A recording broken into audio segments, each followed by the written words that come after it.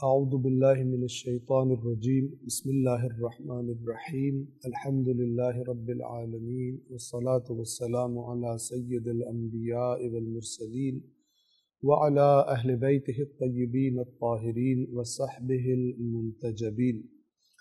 قرآن کریم کے 30ویں اور آخری جز میں ہم نے گزشتہ درس میں سورۃ الماعون تک تمام کر لیا تھا۔ آج کے درس کا آغاز ہم کر رہے ہیں سورۃ الکوثر سے۔ پہلے اس سورہ مبارکہ کی تلاوت اور اس کے بعد ترجمہ اور مختصر وضاحت۔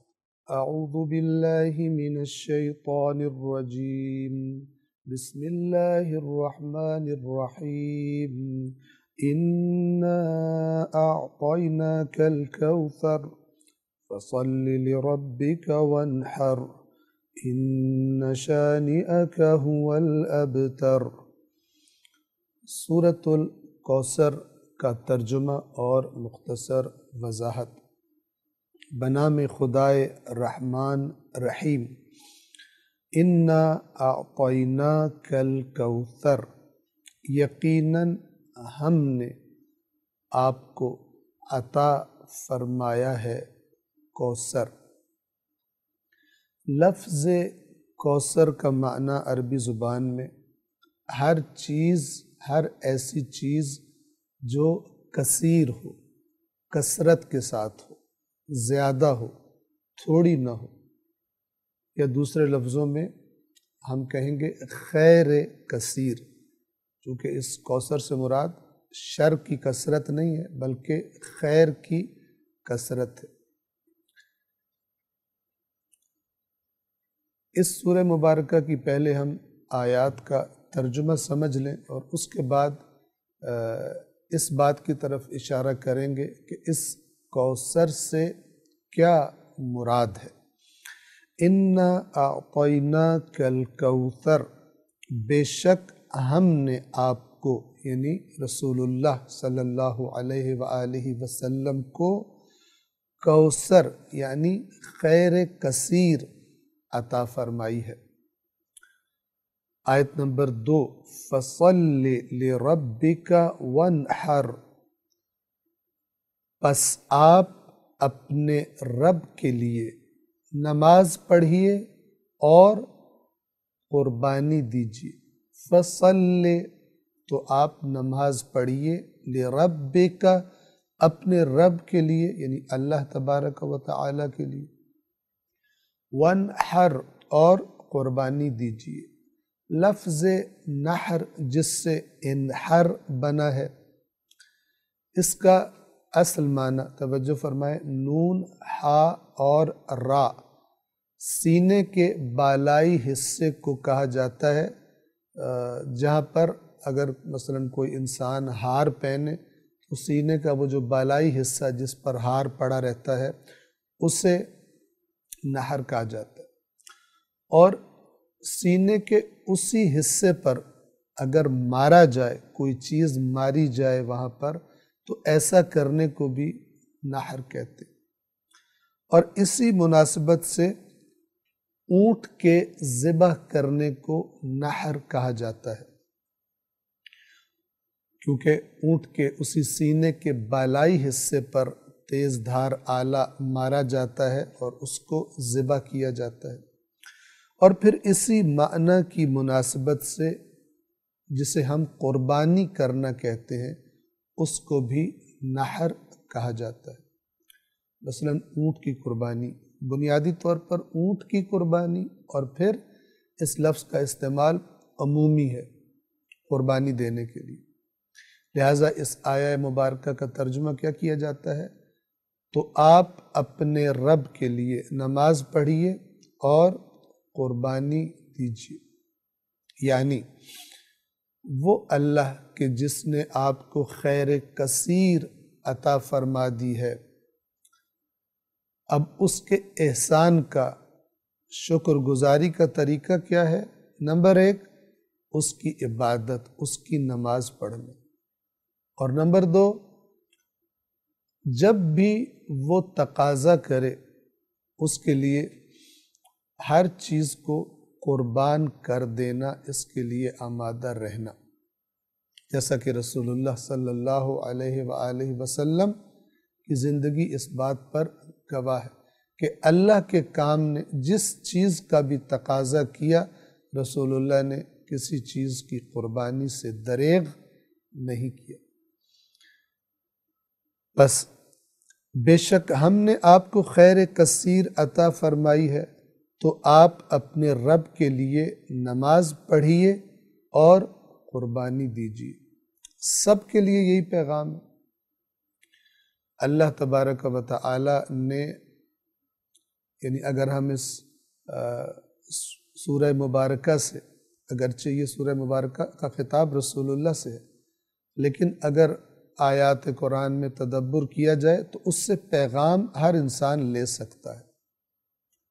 اور وہ پیغام کیا ہے کہ اگر ہم ان نعمتوں کو دیکھیں کہ جو اللہ تبارک و تعالی نے ہمیں عطا کی ہیں، ہماری اپنی نہیں ہے، اس نے عطا کی ہیں، تو جس نے اتنی زیادہ کثرت سے نعمتیں ہمیں عطا کی ہیں، اسی کی عبادت کریں، اور جب بھی اس کا دین تقاضا کرے، وہ اللہ تقاضا کرے، تو ان میں سے، ان نعمتوں میں سے کسی چیز کی بھی قربانی دینے سے ہم دریغ نہ کریں۔ تو یہ پیغام اس کا عمومی پیغام ہے۔ آخری تیسری آیت سورۃ الکوثر کی، فرمایا ان شانئک ھو الابتر، بے شک آپ کا دشمن وہی ابتر ہے۔ دو لفظ ہیں، ایک شانئ اور ایک ابتر۔ لفظ شانئ کہ جس سے شانئک آپ کا دشمن، شانئ کا ترجمہ کیا ہے؟ دشمن۔ اس لفظ کا جو اصل معنی ہے شین، نون اور حمزہ کا، وہ ہے کسی سے سخت بغض رکھنا، کسی سے بدترین، شدید ترین دشمنی اور بغض رکھنا، یہ اس لفظ کا معنی ہے۔ بس ان شانئک، بے شک آپ سے بدترین دشمنی رکھنے والے، آپ سے شدید ترین بغض رکھنے والے، ان کا انجام کیا ہوگا؟ اس شخص کا انجام کیا ہوگا؟ وہی الابتر، ابتر ہوگا۔ ابتر کا معنی کیا ہے؟ اس لفظ کا معنی ہے کسی چیز کو اس کی تکمیل سے پہلے کاٹ لینا یا کاٹ دینا، ابھی وہ کامل نہیں ہوئی، مکمل نہیں ہوئی، کٹ جائے۔ دم کو، کسی جانور کی دم کو مثلا جڑ سے کاٹ دینا، اس کے لیے بھی یہی لفظ استعمال ہوتا ہے۔ اور اسی مناسبت سے وہ شخص کہ جو اپنی مراد حاصل کرنے سے کٹ جاتا ہے، نامراد رہ جاتا ہے، اسے بھی ابتر کہا جاتا ہے۔ وہ فقیر جس کے پاس کچھ بھی نہ ہو، اس کو بھی ابتر کہا جاتا ہے۔ اور وہ انسان جو بے اولاد ہو، جو بے اولاد ہو، اور چونکہ عام طور پر انسان کی نسل عام طور پر لڑکے سے چلتی ہے، بیٹے سے چلتی ہے، تو جس کا بیٹا نہ ہو اس کو بھی ابتر کہا جاتا ہے، اس اعتبار سے کہ اس کی نسل ختم ہو جائے گی۔ یہ زیادہ تر عرب ابتر بغیر بیٹے والے کو کہتے تھے، اس لیے کہ بیٹیوں سے تو وہ شدید نفرت کرتے تھے، اور بیٹی کا گھر میں پیدا ہو جانا ان کے لیے انتہائی شرمندگی کا باعث ہوتا تھا۔ اتنی شرمندگی کہ اس کو سمجھ نہیں آتی تھی کہ اس شرمندگی کے ساتھ زندہ رہوں یا اس بیٹی کو زندہ دفنا دوں مٹی کے نیچے، اور بہت سارے لوگ دفنا دیا کرتے تھے۔ لہٰذا بیٹی کا ہونا نہ ہونا برابر بھی نہیں تھا، بیٹی کا تو ہونا ہی شرمندگی تھا ان کے لیے۔ تو ساری توجہ ان کی بیٹوں کی طرف، جس کی نسل نہ چلے اس کو ابتر کہا کرتے تھے۔ جس کی نسل کی جڑ کٹ جائے اس کو بھی ابتر کہتے تھے، جس کا نام و نشان باقی نہ رہے اس کو بھی ابتر کہا جاتا تھا۔ بس بنیادی معنی کسی چیز کو کامل ہونے سے پہلے کاٹ دینا ہے، اسی سے باقی معنی نکلتے ہیں۔ تو نسل کٹ جانا نسل کا نہ چلنا، یہ ابتر کا معنی ہے۔ توجہ فرمائیے، رسول اللہ صلی اللہ علیہ وآلہ وسلم نے جب تحریک اسلام کا آغاز کیا تو جو بھی بس میں تھا مخالفین کے، ہاتھوں سے اور زبان سے رسول اللہ کو اذیت کیا کرتے تھے۔ ان میں سے ایک طعنہ جو یہ لوگ رسول اللہ کو دیا کرتے تھے، وہ طعنہ کیا تھا کہ یہ بے اولاد ہے، یہ بے اولاد ہے، اس کی نسل ہی کٹ جائے گی، یہ جب دنیا سے جائے گا۔ اب اس وقت کے جو ظاہری حالات ہیں، بہت کم لوگ، بہت قلیل تعداد، اور وہ بھی کمزور ترین طبقہ معاشرے کا، وہ رسول اللہ پر ایمان لائے تھے۔ تو ان میں تو اتنی طاقت ہی نہیں تھی کہ وہ اپنے آقاؤں سے، اپنے سرداروں سے بڑھ کر اس تحریک کو مثلاً اس زمانے کے حالات کے اعتبار سے کہہ رہا ہوں کھڑے ہو جاتے اور آگے چلا سکتے۔ تو انہوں نے کہا کہ جیسے یہ دنیا سے جائے گا یہ ابتر ہے، اس کا نام و نشان مٹ جائے گا، اس کی نسل ختم ہو جائے گی۔ تو اب اس طعنے کو اگر ذہن میں رکھا جائے، ابتر کے معنی کو، نسل کٹ جانے کے معنی کو، تو اگرچہ مختلف قسم کے اقوال بیان کیے گئے کوثر سے کیا مراد ہے۔ کہا گیا کوثر سے مراد جنت میں ملنے والا حوض کوثر ہے، کوثر سے مراد رسول اللہ کی کثیر تعداد میں امت ہے، کوثر سے مراد مثلاً فلان ہے۔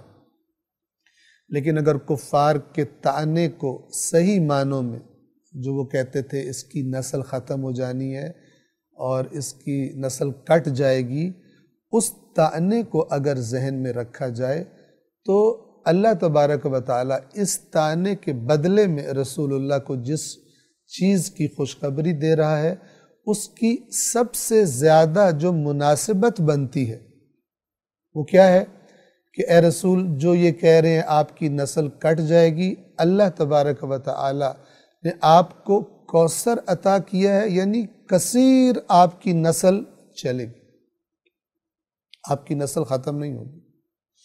اور آپ دیکھ لیجئے اللہ کا یہ وعدہ کیسے پورا ہوا، کس کے ذریعے پورا ہوا؟ وہ حقیقی مراد ہے کوثر سے، اور وہ جناب فاطمۃ الزہرا سلام اللہ علیہا، خاتون جنت، رسول اللہ کو سب سے زیادہ جن سے محبت ہے۔ شیعہ اہل سنت کتب کی احادیث کی گواہی کے مطابق رسول اللہ جن کا اگرچہ بیٹی ہیں لیکن چھوٹی ہیں، لیکن بڑوں کی طرح احترام کرتے ہیں، اٹھ کے کھڑے ہو جاتے ہیں، اپنی جگہ پر بٹھاتے ہیں، اور اگر یہ باتیں بیان کی جائے تو نہ ختم ہونے والی باتیں ہیں۔ فضائل جناب سیدہ فاطمۃ الزہرا سلام اللہ علیہا۔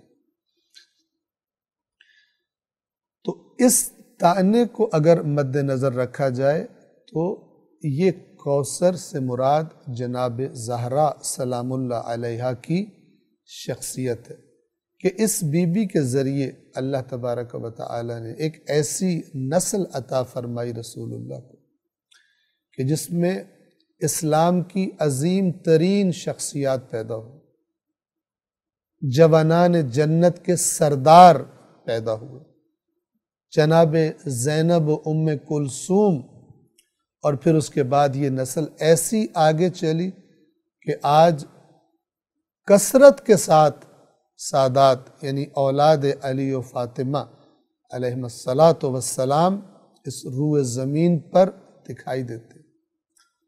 اور اگر آپ پوچھیں کہ ان کا بھی کوئی ہے جو رسول اللہ کو ابتر کا طعنہ دیا کرتے تھے، تو ان لوگوں کو اللہ نے ایسی گالی بنا دیا ہے کہ فرض کریں ان کی نسل کا کوئی انسان آج ہو بھی تو اپنے آپ کو چھپانے کی کوشش کرے گا۔ وہ جو رسول اللہ کو بے نام و نشان ہونے کا طعنہ دیا کرتے تھے، وہ آج ایسے بے نام و نشان ہیں کہ اگر کوئی ہو بھی تو اپنی نسبت مثلا ابو جہل کے ساتھ، فلان کے ساتھ بیان کرنے سے ڈرے گا، شرمائے گا، ندامت کا احساس کرے گا، شرمندگی کا احساس کرے گا۔ تو اس مظلومیت کے دور میں قرآن مجید کے سچے وعدوں میں سے ایک یہ بھی ہے کہ یہ جو آپ کو ابتر کہہ رہے ہیں یہ خود ابتر ہو جائیں گے، اور آپ کہ جسے یہ ابتر ہونے کا طعنہ دے رہے ہیں، آپ خیر قصیر اللہ نے آپ کو عطا فرما دی۔ ہم نے عرض کیا کہ اگرچہ چند اقوال ہیں اس بارے میں کہ کوثر سے کیا مراد ہے، لیکن سب سے زیادہ مناسبت جس چیز کی بنتی ہے، اگر ان کفار کا طعنہ مد نظر رکھا جائے تو وہ سب سے زیادہ مناسبت یہی بنتی ہے کہ اس سے مراد جناب فاطمۃ الزہرا سلام اللہ علیہا ہیں، اور آج ان کی نسل کی جو کثرت ہے اور وجود ہے وہ بھی اس بات کا گواہ ہے۔ سورۃ الکوثر یہاں پر تمام ہوتی ہے، اور اس کے بعد سورہ مبارکہ کافرون، سورۃ الکافرون ہے کہ ہم پہلے اس سورہ مبارکہ کی تلاوت کریں گے اور اس کے بعد ترجمہ اور مختصر وضاحت آپ کی خدمت میں عرض کریں گے۔ اعوذ باللہ من الشیطان الرجیم، بسم اللہ الرحمن الرحیم، قل یا ایہا الکافرون لا اعبد ما تعبدون ولا انتم عابدون ما اعبد ولا انا عابد ما عبدتم ولا انتم عابدون ما اعبد لکم دینکم ولی دین۔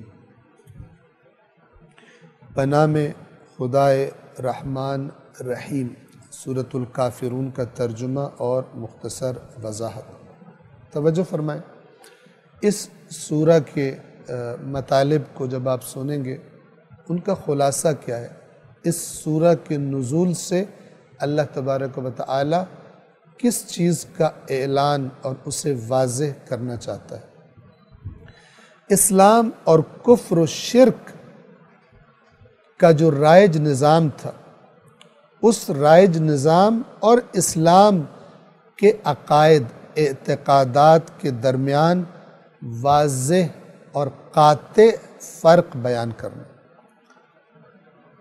رسول اللہ صلی اللہ علیہ وآلہ وسلم کو حکم دیا جا رہا ہے کہ اپنے اور کافروں کے معبود کے فرق کو قاطعیت سے، وضاحت سے بیان کریں اور اسلام اور کفر کی جدائی کا اعلان کریں۔ توجہ فرمائیے، خطرناک زمانہ ہے، مشکلات کا زمانہ ہے، لیکن مسئلہ توحید اس قدر زیادہ اہم ہے اور بنیادی ترین ہے کہ اس اسلام کے جب طاقت نہیں تھی اور کمزوری کا زمانہ تھا، اس زمانے میں بھی توحید کے معاملے میں انتہائی قاطعیت کے ساتھ اللہ کے نبی کو حکم دیا گیا کہ آپ اعلان کر دیجئے۔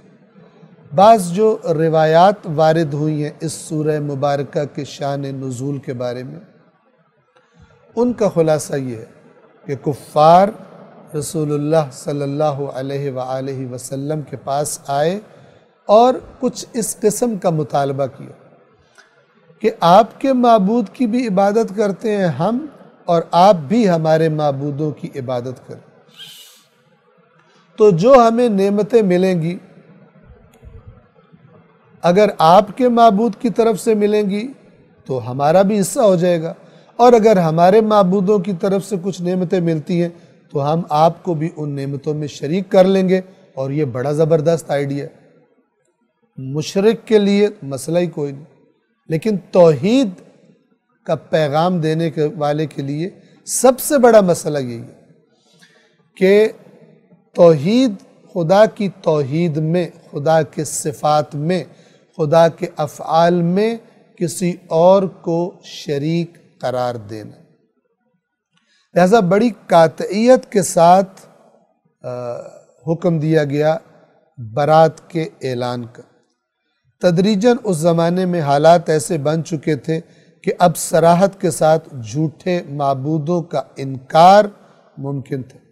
پس اسلام اور کفر و شرک کے معبودوں کی جدائی کے اعلان کے ساتھ اسلام کی تحریک کو ایک نئے مرحلے میں داخل کر دیا گیا، یعنی کفار کو پتہ چل گیا کہ اس مسئلے پر رسول اللہ کوئی کمپرومائز نہیں کریں گے، کسی لچک کا مظاہرہ نہیں کریں گے۔ اور غالباً اس سورہ مبارکہ کے جو نزول کا زمانہ ہے یہ اسی زمانے کے ساتھ ملتا ہے کہ جس میں اعلانیہ تبلیغ کا حکم دے دیا گیا تھا۔ توجہ فرمائیں۔ بنام خدائے رحمان رحیم، آیت نمبر 1، قل یا ایہا الکافرون،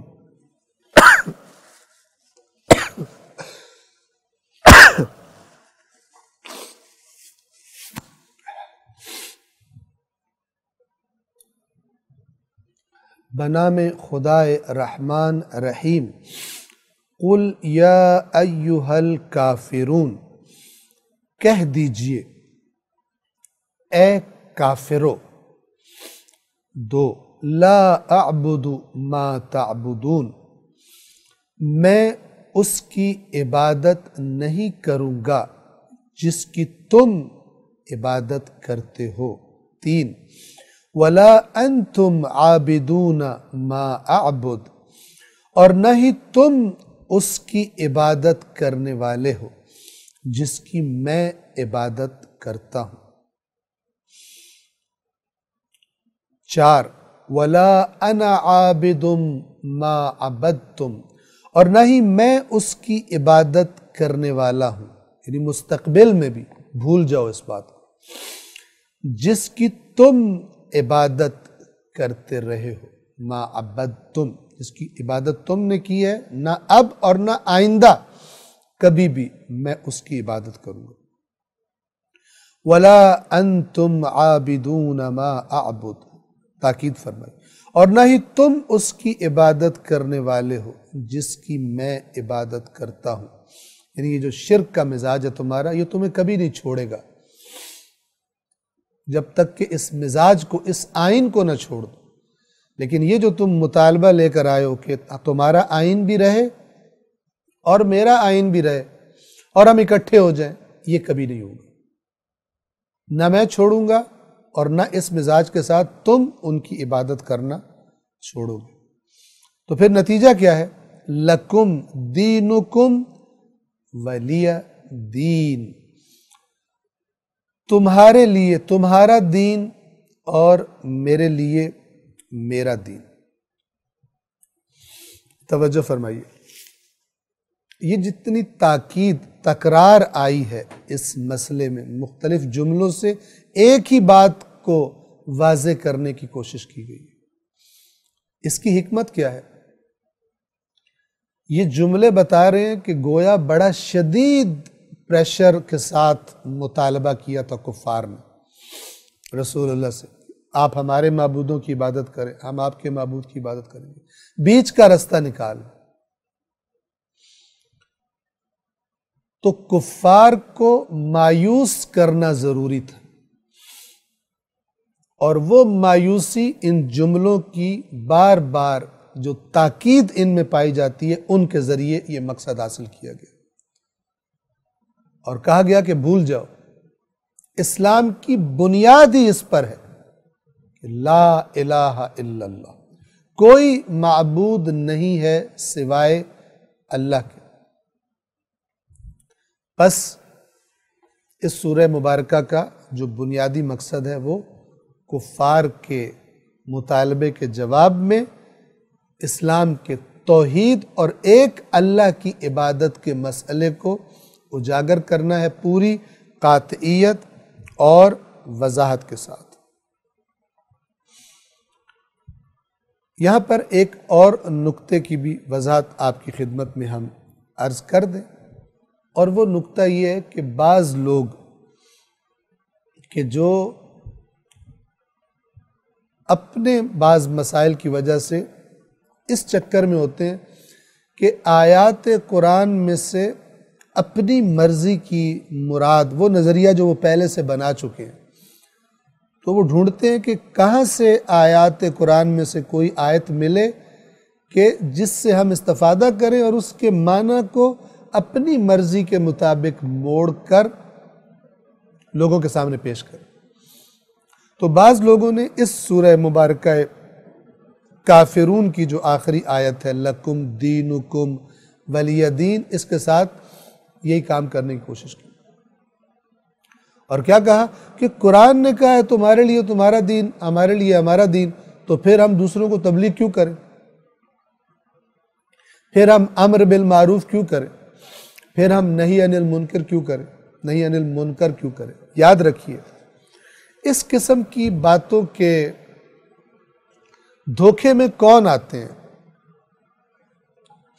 چاہے عقائد کا معاملہ ہو اور چاہے اعمال کا معاملہ ہو، احکام کا معاملہ ہو، اس قسم کے لوگوں کی اس قسم کی شرارت کی زد میں کون آتے ہیں؟ وہ لوگ آتے ہیں کہ جو خود پورے قرآن مجید سے مانوس نہیں ہوتے، انہیں نہیں پتہ ہوتا کہ مختلف مقامات پر قرآن مجید نے کیا باتیں کی ہوئی، بس جو سن رہے ہوتے ہیں سمجھ رہے ہوتے ہیں کہ یہی قرآن کا فرمان۔ اب دیکھیے اگر کوئی شخص یہ کہے لکم دینکم ولی دین، اس سے مراد یہ ہے کہ تم اپنا دین رکھو میں نے اپنا دین رکھنا ہے، تو اس کا معنی اگر یہی ہو جو میں نے ابھی آپ کی خدمت میں عرض کیا کہ یہ لوگ شرارت کرتے ہیں، تو اس کا نتیجہ کیا ہونا چاہیے کہ رسول اللہ تبلیغ ختم کر دیں، اس کے بعد رسول اللہ کفار کو اسلام کی تبلیغ نہ کریں۔ لیکن آپ جب رسول اللہ کی زندگی کی تاریخ کو دیکھتے ہیں وہ تو ساری گھومتی ہی اسی دین کی تبلیغ اور پرچار اور اسی دین کے غلبے کی کوشش کرنا، اور اس کے ساتھ ساتھ خود قرآن مجید کی آیات جو کہہ رہی ہیں امر بالمعروف اور نہی عن المنکر کو اپنا شعار بناؤ، اس لیے تم بہترین امت ہو۔ تو جب آیات قرآن کو ایک موضوع کے بارے میں تمام آیات قرآن کو جب جوڑ کے دیکھا جائے اور مثلا واضح تصویر بنا کے دیکھی جائے کہ اس کے بغیر بعض آیات سے تصویر پیش کر دینا جیسا بعض لوگ کرتے ہیں اپنے سابقہ نظریات ثابت کرنے کے لیے کہ قرآن مجید سے جو نہیں لیے ہوتے کہیں اور سے بنائے ہوتے ہیں یا کچھ اور مفادات ہوتے ہیں ان کے، تو وہ پھر قرآن مجید کی بعض آیات کو سامنے رکھ دیتے ہیں عوام کے، جو بیچاری عوام اللہ کی نافرمانی اور رسول اللہ اور اہل بیت کی نافرمانی کرتے ہوئے قرآن سے دور ہیں اور خود قرآن نہیں پڑھتے، اس کی سزا انہیں ملتی ہے کہ یہ لوگ کامیاب ہو جاتے ہیں۔ ایک آیت سناتے ہیں اور واہ بھی کرواتے ہیں اور بڑا امپریس بھی کر لیتے ہیں، بعض اوقات ان کے انداز بھی بڑے دل کو لگنے والے ہوتے ہیں، تو یہ گمراہ کر دیتے ہیں۔ قرآن مجید کیا کہتا ہے؟ قرآن مجید یہ فرماتا ہے کیا تم بعض کتاب پر ایمان رکھتے ہو اور بعض کا کفر کر دیتے ہو؟ کیا ہے جزا اس کی جو بھی تم میں سے یہ حرکت کرے، سوائے اس کے کہ دنیا میں بھی اسے ذلت ملے اور آخرت میں بھی شدید ترین عذاب کی طرف اس کو پلٹایا جائے، لوٹایا جائے۔ یہ اللہ کا فیصلہ قرآن میں۔ لہٰذا اگر عقائد کے معاملے میں یا احکام کے معاملے میں آپ حقیقت کو جاننا چاہتے ہیں تو آپ کے لیے ضروری ہے کہ آپ خود اللہ کی ساری کتاب کو اچھی طرح دیکھیں اور اپنے افکار کو، اپنے عقائد کو پیش کریں آیات قرآن پر، اور اس کے بعد پھر اگر آیات قرآن کے ساتھ تضاد ہے ہمارے افکار اور عقائد کا تو اپنی اصلاح کی کوشش کریں، اور اگر یہ دروازہ آپ نے اپنے اوپر بند کر لیا ہے قرآن سے اصلاح کا دروازہ، تو پھر اور کوئی دروازہ نہیں ہے آپ کے پاس، پھر وہی فرقے ہیں اور وہی آبا پرستی ہے اور وہی بزرگان اور اپنے اپنے مسلک کے علماء کی پرستش اور ان کی اندھی تقلید ہے، عقائد کے بارے میں بھی، اصول دین کے بارے میں، پھر کوئی راستہ نہیں بچتا۔ لہٰذا اسلام نے جو راستہ سجیسٹ کیا ہے، حدیث ثقلین نے جو راستہ سجیسٹ کیا ہے کہ میں تمہارے درمیان قرآن اور اپنے اہل بیت چھوڑ کے جا رہا ہوں، حدیث ثقلین نے جو سجیسٹ کیا ہے، قرآن نے جو سجیسٹ کیا ہے، اہل بیت اطہار نے جو سجیسٹ کیا ہے، رسول اللہ نے جو سجیسٹ کیا ہے، وہ یہ طریقہ ہے کہ اپنی ہر چیز کو قرآن پہ پرکھو۔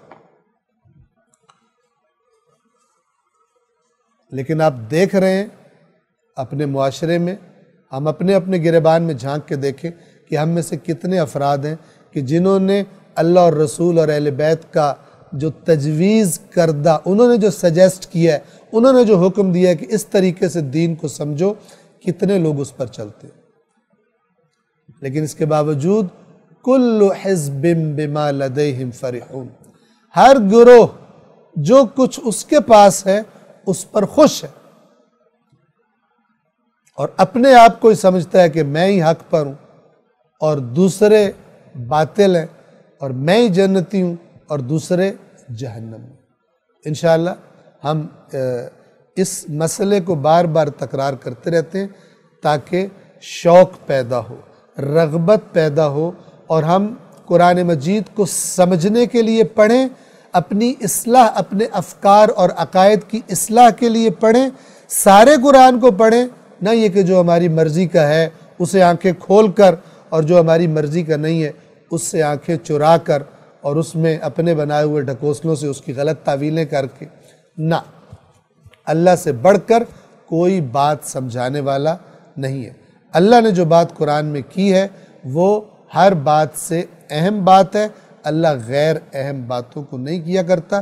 جب تک یہ ہمارا مزاج نہیں بنے گا تو پھر ہم تیار رہیں، روز قیامت اللہ کے رسول کی شفاعت کے بجائے اللہ کے رسول کی قرآن سے دور ہو جانے کی شکایت کا سامنا کرنے کی ہم پھر تیاری کریں، جو قرآن نے خود بتایا ہے۔ اور جو قرآن نے بتایا ہے وہ شکایت ہونی ہے، اور وہ لوگ زد میں آئیں گے جنہوں نے قرآن مجید سے دور رہ کر، قرآن کی تعلیمات سے دور رہ کر، قرآن مجید میں غور و فکر سے دور رہ کر زندگیاں گزاری ہوں گی، چاہے جو بھی کرتے رہیں اس شکایت کی زد میں آئیں گے۔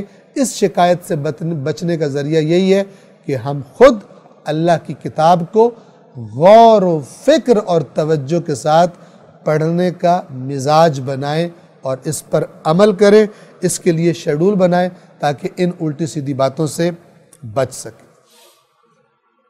سورۃ الکافرون کے بعد اگلی سورہ مبارکہ نصر ہے، سورۃ النصر۔ پہلے ہم اس کی تلاوت کریں گے اور اس کے بعد اس کا ترجمہ اور مختصر وضاحت آپ کی خدمت میں بیان کریں گے۔ اعوذ باللہ من الشیطان الرجیم، بسم اللہ الرحمن الرحیم۔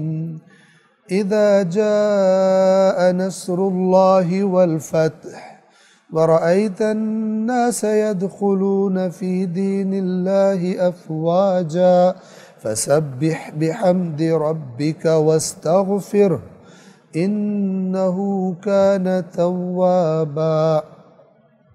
سورۃ النصر کا ترجمہ اور مختصر وضاحت۔ بنام خدائے رحمان رحیم۔ آیت نمبر 1، اذا جاء نصر اللہ والفتح، جب اللہ کی مدد آ جائے گی اور فتح، جسے ہم فتح بولتے ہیں، یعنی غلبہ، دشمن پر کامیابی، فتح حاصل ہو جائے گی۔ آیت نمبر 2، وَرَأَيْتَ النَّاسَ يَدْخُلُونَ فِي دِينِ اللَّهِ أَفْوَاجًا، اور آپ دیکھیں گے لوگوں کو کہ وہ داخل ہو رہے ہیں اللہ کے دین میں، افواجن، فوج کی جمع ہے، فوج در فوج، گروہ در گروہ اللہ کے دین میں داخل ہو رہے ہیں۔ جب یہ آپ دیکھ لیں تو آپ کیا کریں؟ آیت نمبر 3، فسبح، تو تسبیح کیجئے، بحمد ربک، اپنے رب کی حمد کے ساتھ،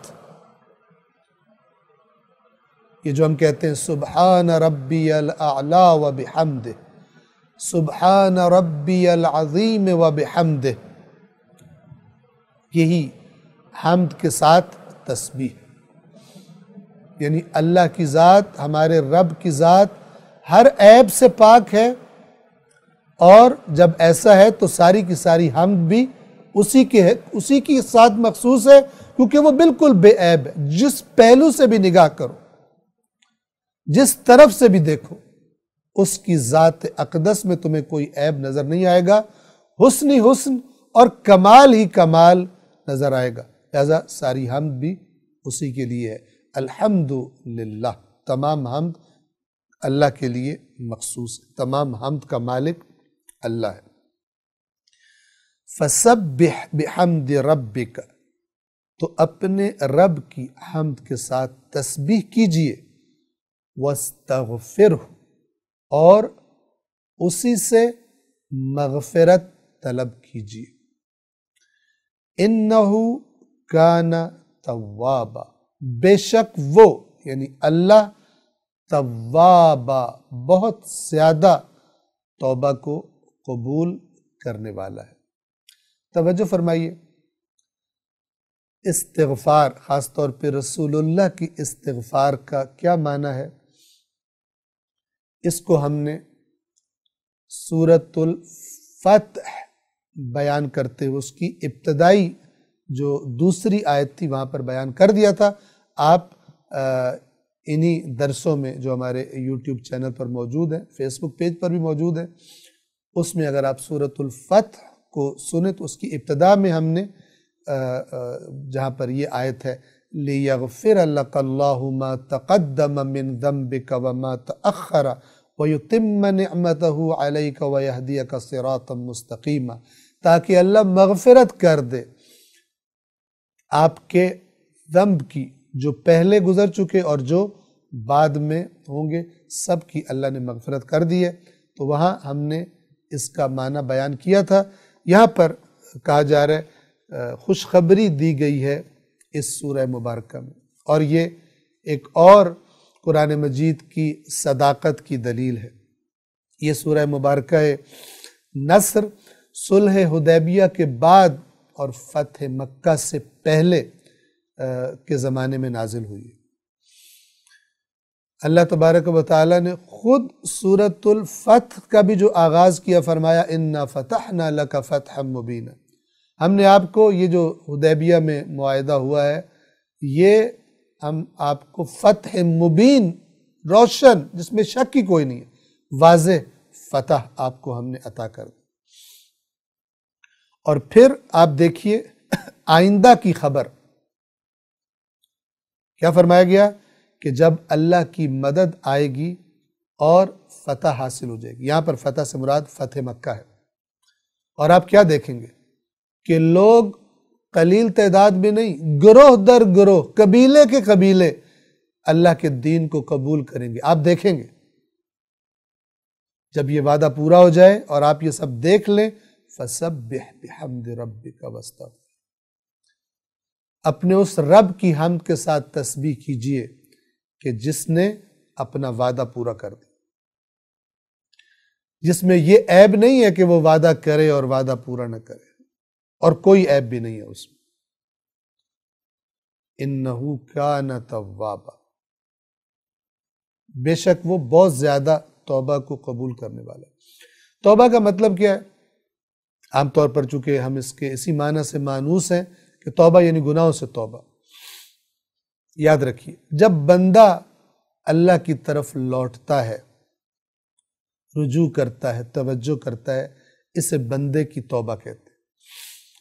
اور بندے کی توبہ کو دیکھ کر جب اللہ اپنی خصوصی رحمت کے ساتھ بندے کی طرف توجہ کرتا ہے، اسے اللہ کی بندے کی طرف توبہ کہتے ہیں۔ اور عام جو لفظ استعمال کیے جاتے ہیں آسانی سے سمجھانے کے لیے، وہ ہے بندے نے توبہ کی اور اللہ نے توبہ قبول کر لی۔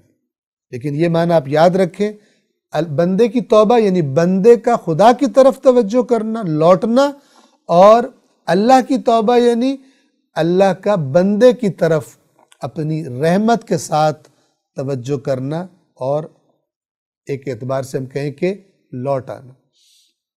وہ رحمت جو بندے کی نافرمانیوں کی وجہ سے مثلا اللہ نے لے لی تھی وہ واپس بندے کو عطا کرنا. اب یہ جو اللہ کی طرف سے لفظ توبہ استعمال ہوتا ہے اس میں رحمت شامل ہے، چاہے سامنے والا مجرم ہو، گناہگار ہو یا نہیں، اللہ کا نیک ترین بندہ ہو، لیکن اللہ کی بارگاہ میں جب وہ رجوع کرتا ہے، جب وہ پلٹتا ہے، آتا ہے، دعا مانگتا ہے، عبادت کرتا ہے، تو اللہ تبارک و تعالی اس کے لیے بھی تواب ہے، یعنی اس پر بھی اپنی خصوصی رحمتیں نازل فرماتا ہے. تو سورۃ النصر یہاں پر تمام ہوتی ہے. اس کے بعد سورہ مبارکہ مسد ہے. مسد کھجور کے پتوں کو بٹ کر جو رسی بنائی جاتی ہے اس کو مثلا حبل من مسد کہا جاتا ہے، کھجور کے بٹے ہوئے پتے. توجہ فرمائیں، ہم پہلے اس کی تلاوت کریں گے اور اس کے بعد ترجمہ اور مختصر وضاحت آپ کی خدمت میں عرض کریں گے. اعوذ باللہ من الشیطان الرجیم، بسم اللہ الرحمن الرحیم. تبت یدا ابی لہب وتب ما اغنى عنہ مالہ وما کسب سيصلى نارا ذات لهب وامرأته حمالة الحطب في جيدها حبل من مسد. سورۃ المسد کا ترجمہ اور مختصر وضاحت. آیت نمبر 1.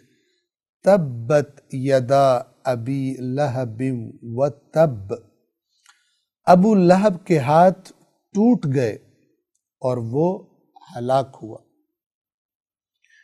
2. ما اغنا عنہ مالہ وما کسب، نہ تو اس کا مال اس کے کسی کام آیا اور نہ جو اس نے کمایا تھا. اس کی ہم وضاحت آپ کی خدمت میں عرض کریں گے. توجہ فرمائیے،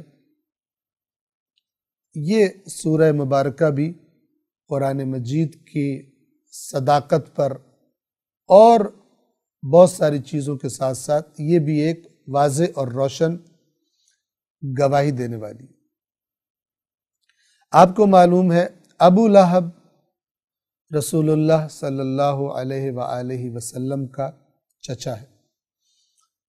رسول اللہ کا بچپن اس کے سامنے گزرا ہے، لیکن جیسے ہی اللہ کے نبی نے اسلام کی تحریک کا اعلان کیا تو یہ شخص اپنے بھتیجے کا بدترین مخالف بن کر ظاہر ہوا.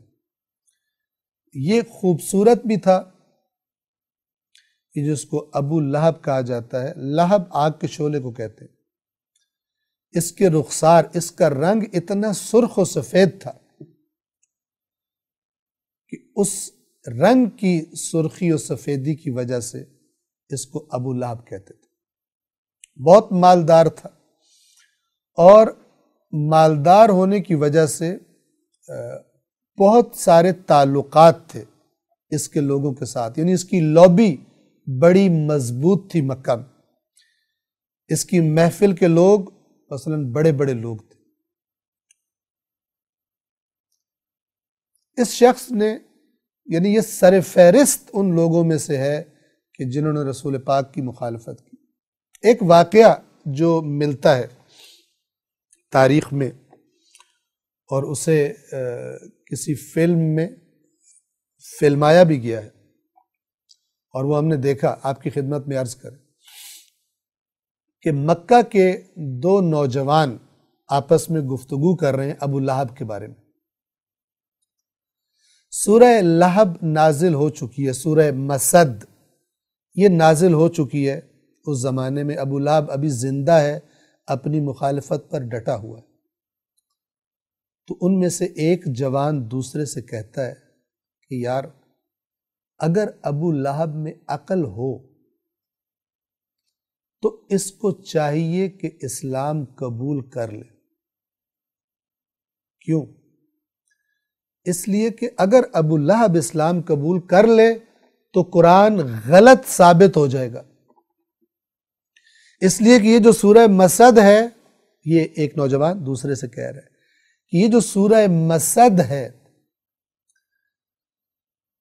اس نے تو کنفرم کر دیا ہے کہ ابو لہب جہنمی ہے اور یہ اسلام قبول نہیں کرے گا. یہ بھی جہنمی ہے، اس کی بیوی بھی جہنمی ہے.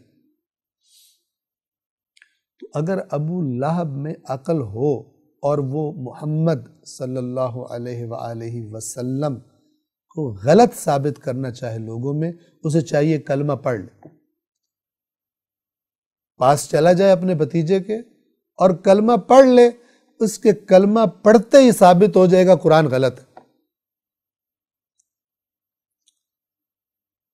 تو دوسرے نوجوان نے اس سے کہا اگر ایسا ہے اس کا مطلب یہ ہے کہ اگر ابو لہب نے مرتے دم تک اسلام قبول نہ کیا تو پھر محمد سچے صلی اللہ علیہ وآلہ وسلم. آپ غور کیجئے، بڑی سادہ بات ہے.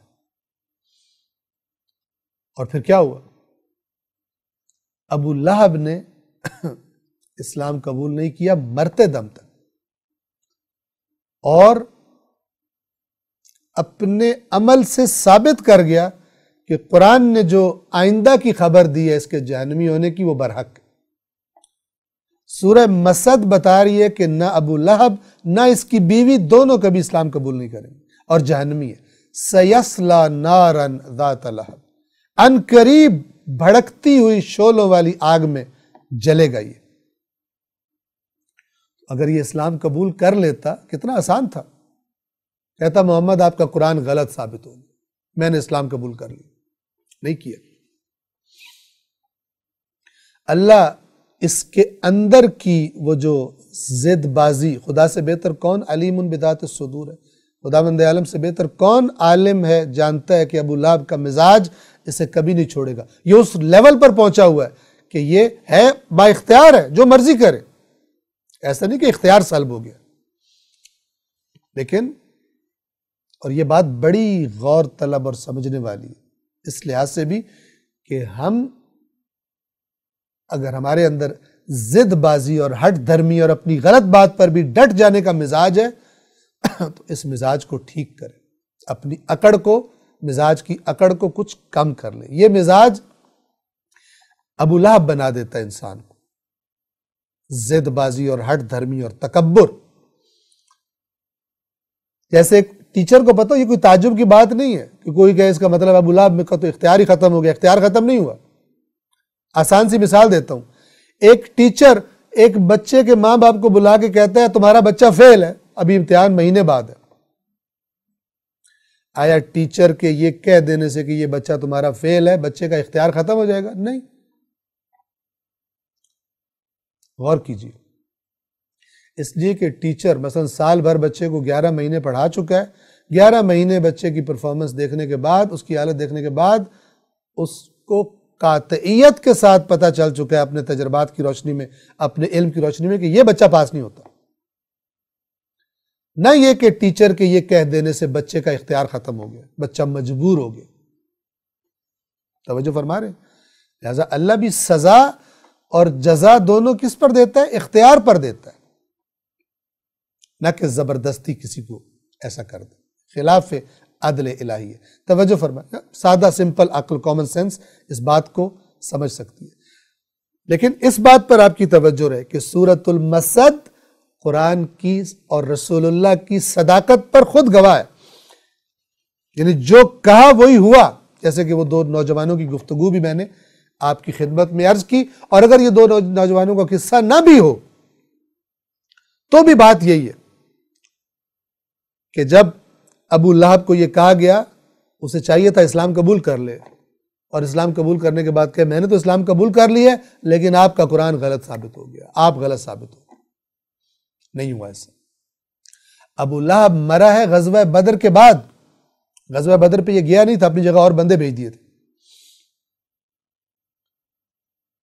جب بدر میں شکست ہوئی تو بہت اس کو آگ لگی اور اللہ نے اسے ایک ایسی گندی بیماری میں مبتلا کر دیا کہ یہ اسی بیماری سے مر گیا، اس کے پاس کوئی نہیں آتا تھا، اور جہاں اس کی لاش پڑی تھی وہاں جاتا کوئی نہیں تھا، دفن کرنے کوئی نہیں جاتا تھا۔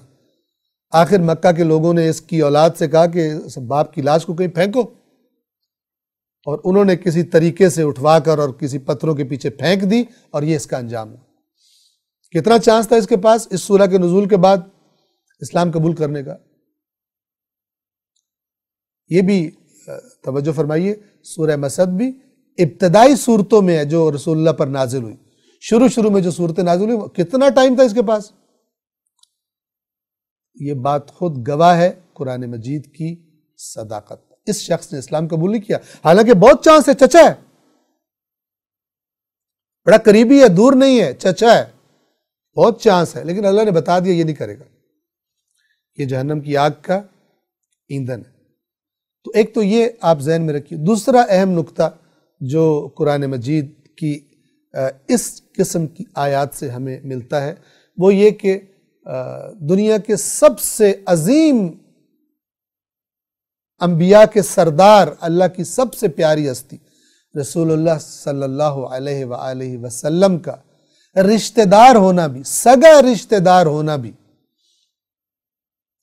اگر رسول اللہ کے راستے کو اختیار نہیں کیا تو یہ کام نہیں آئے گا۔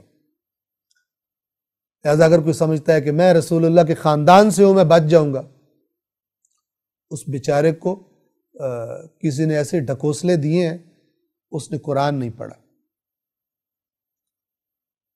اس نے حضرت نوح کے بیٹے کا انجام قرآن میں نہیں پڑھا، جس کے بارے میں حضرت نوح نے بات بھی کرنے کی کوشش کی، اللہ نے فوراً منع کر دیا، اور لفظ بھی سخت بولے کہ اے نوح، میں آپ کو نصیحت کر رہا ہوں کہ آپ جاہلوں میں سے نہ ہو جائیں۔ اور حضرت نوح نے فوراً توبہ کی۔ توبہ یعنی مراد نہیں ہے کہ حضرت نوح نے کوئی گناہ کر دیا تھا وہاں پر، لیکن انہیں معلوم نہیں تھا کہ میرا بیٹا اندر سے کافر ہے، چونکہ اللہ نے وعدہ کیا تھا کہ اے نوح، آپ کے گھر والے جو ہیں وہ بچ جائیں گے۔ بیوی کا پتہ تھا، بیٹے کا پتہ نہیں تھا۔ نہ نبی کی بیوی ہونا کام آیا کیونکہ نبی کے راستے پر نہیں تھی، نہ نبی کا سگا بیٹا ہونا کام آیا کیونکہ نبی کے راستے پر نہیں تھا، نہ نبی کا چچا ہونا کام آیا کیونکہ نبی کے راستے پہ نہیں تھا۔ توجہ فرما رہے؟ ہمارے ذہنوں میں ہم بار بار عرض کرتے ہیں، اگر کچھ معیار، افکار، عقائد بن گئے کہ جو خلاف قرآن ہے، کب پتہ چلیں گے؟ جب قرآن پڑھیں گے۔ قرآن نے تو بتائے ہی معیار ہے، اور وہ پتھر پر ایسی لکیر ہے جو نہ مٹ سکتی ہے نہ تبدیل ہو سکتی ہے۔ اللہ کے بعد وَلَن تَجِدَ لِسُنَّتِ اللَّهِ تَبْدِيلًا، تو کبھی اللہ کے قانون میں، اٹل قانون میں تبدیلی نہیں پائے گا۔ لا تبدیل لکلمات اللہ، اللہ کے کلمات میں کوئی تبدیلی واقع نہیں ہو سکتی۔ کتنا اہم ہے قرآن کو پڑھنا، اور کتنا غیر اہم ہو گیا ہے قرآن کو پڑھنا ہماری زندگی میں۔ بہت بڑا کیس، مقدمہ دائر ہوگا قیامت کے دن، اور اس کی زد میں سب سے پہلے وہ آئیں گے جو اپنے آپ کو دین بتانے والا کہتے تھے۔ جب رسول اللہ شکایت کریں گے، سب سے پہلے کہا جائے گا بڑے ذمہ داروں کو بلاؤ جو کہتے تھے ہم دین بتانے والے ہیں، ہم جناب دین کی تبلیغ کرنے والے ہیں، ان سے پوچھا جائے کہ تم نے کتنا قرآن مجید لوگوں کو بتایا ہے، پھر پتہ چلے گا۔ کیونکہ ظاہر ہے جب کوئی کیس ہوتا ہے اس میں جس کا جتنا کردار ہوتا ہے اس پر اتنا پھر مقدمہ دائر کیا جاتا ہے، اور یہ کیس تو دائر ہونا، یہ ایف آئی آر تو کٹنی ہی کٹنی ہے۔ ایف آئی آر ہم یہاں پہ کہتے ہیں فرسٹ انویسٹیگیشن رپورٹ، ہم کہتے ہیں پرچہ ہو گیا، رسول اللہ پرچہ کٹوائیں گے اس عظیم ترین عدالت میں، پروسیڈنگز ہوں گی، ایسی عدالت میں کہ جہاں سے کسی کو اجازت نہیں دی جائے گی کہ ایک دفعہ واپس چلے جاؤ اور اپنی اصلاح کر لو جو خرابیاں تم سے ہو چکی ہیں۔ کبھی بھی مہلت نہیں دی جائے گی. جس نے اصلاح کرنی ہے وہ یہیں پر اپنی اصلاح کرے. تو یہ سورہ مسد کے اندر سے نکلنے والے چند نکات تھے جو ہم نے آپ کی خدمت میں عرض کر دیے. اب ہم اس کا ترجمہ آپ کی خدمت میں عرض کرتے ہیں مختصر انداز میں. بنام خدائے رحمان رحیم. آیت نمبر 1. ابو لہب کے ہاتھ ٹوٹ گئے اور وہ ہلاک ہوا. یہ اسے نفرین کہا جاتا ہے.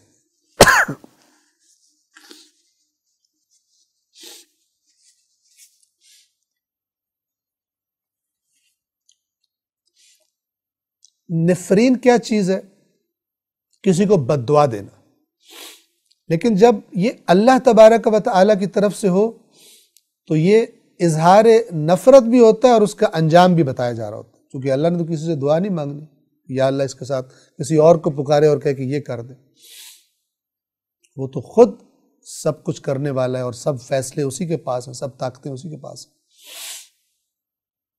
تو جب اللہ فرما رہا ہے تبت یدا ابی لہب و تب، ابو لہب کے ہاتھ ٹوٹ گئے اور وہ ہلاک ہو گیا. یہ جو لفظ تب ہے یہ ہلاکت کے معنی میں. تبت یدا، ابو لہب کے ہاتھ ٹوٹ گئے، ہلاک ہو گئے. کیا مطلب؟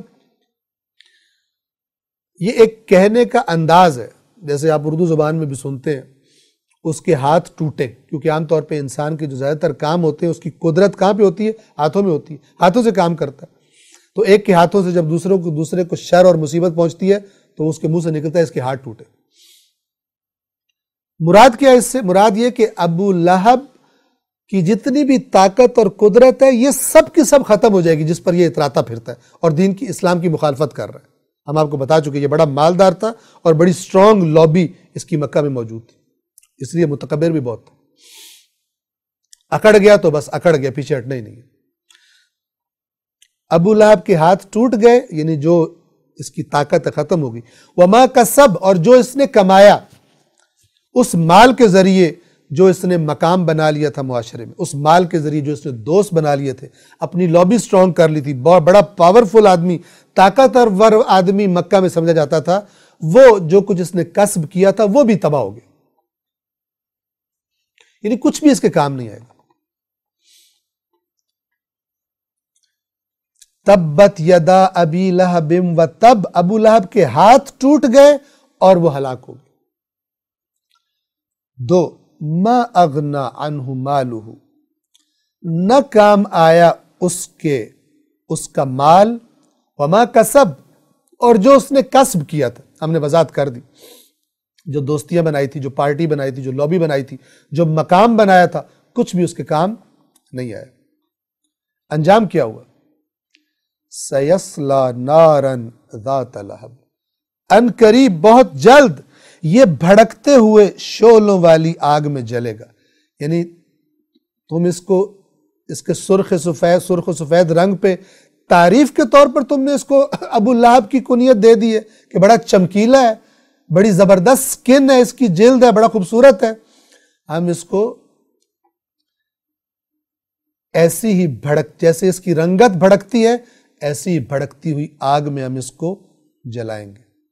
اگر کام اچھے نہ ہوں تو صورتوں کا اچھا ہونا اللہ کے ہاں کچھ کام نہیں آتا. نہ خاندان کا اچھا ہونا کام آتا ہے، نہ شکل کا خوبصورت ہونا اور جلد کا سفید ہونا کام آتا ہے اگر حرکتیں اللہ کی ناراضگی والی.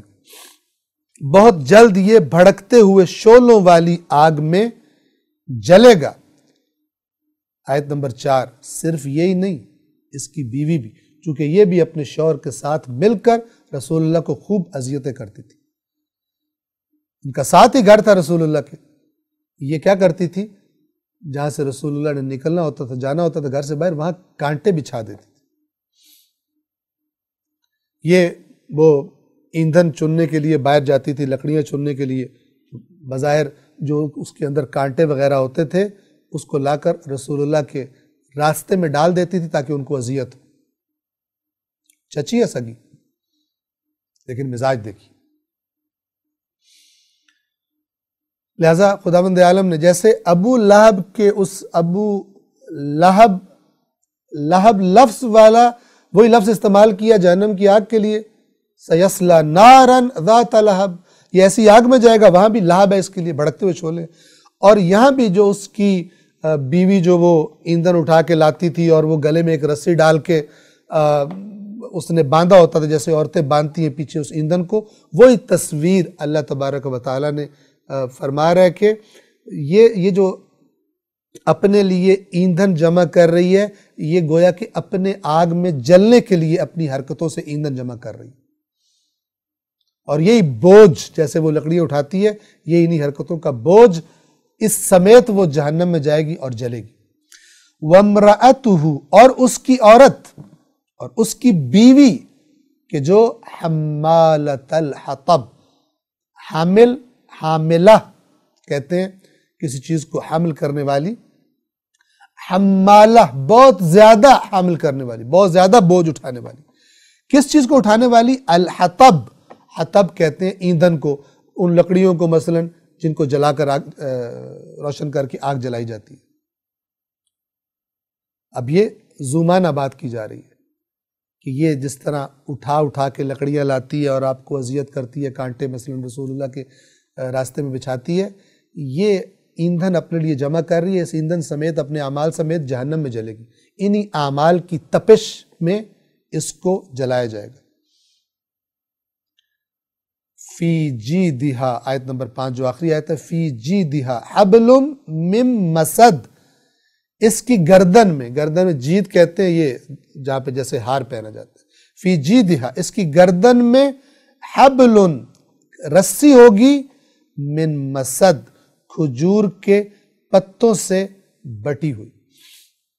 ایندھن وغیرہ کے لیے آج کل بھی دیہاتوں میں بعض چیزیں ایسی ہوتی ہیں کہ جن کو بٹ کر رسی بنا لی جاتی ہے، تو اسی طرح عربوں میں وہ جو کھجور کے پتے ہوتے ہیں ان کو آپس میں بٹ کر رسی کی شکل دے لیتے تھے، اور ایندھن وغیرہ جب اٹھانا ہوتا تو اس کے ذریعے باندھ لیتے تھے۔ دیہات وغیرہ میں آج کل بھی اس طرح کا کام کیا جاتا ہے۔ تو جو اس کی یہ تصویر ہے اس دنیا میں، یہی تصویر اس کی جہنم میں ہے۔ یہاں پر وہ آگ جلانے کے لیے اسی طرح باندھ کے رسی سے وہ ایندھن لاتی ہے، اسی طرح بندھی ہوئی گردن کے ساتھ یہ جہنم کی آگ میں پھینکی جائے گی، اسی حالت میں جیسے وہ اپنی گوری چٹی سکن اس کے کام نہیں آئے گی اور جلے گا آگ میں، یہ عورت بھی اپنے ہی اعمال جن کا بوجھ یہ اپنی گردن پہ بنا رہی ہے، ان کی زد میں آ کر اپنے شوہر کی طرح یہ بھی جہنم کی آگ میں جلے گی۔ سورۃ المسد تمام ہوتی ہے، اس کے بعد سورۃ الاخلاص ہے کہ جس کو انشاءاللہ ہم آئندہ درس میں بیان کرنے کی کوشش کریں گے۔ والسلام علیکم ورحمۃ اللہ وبرکاتہ۔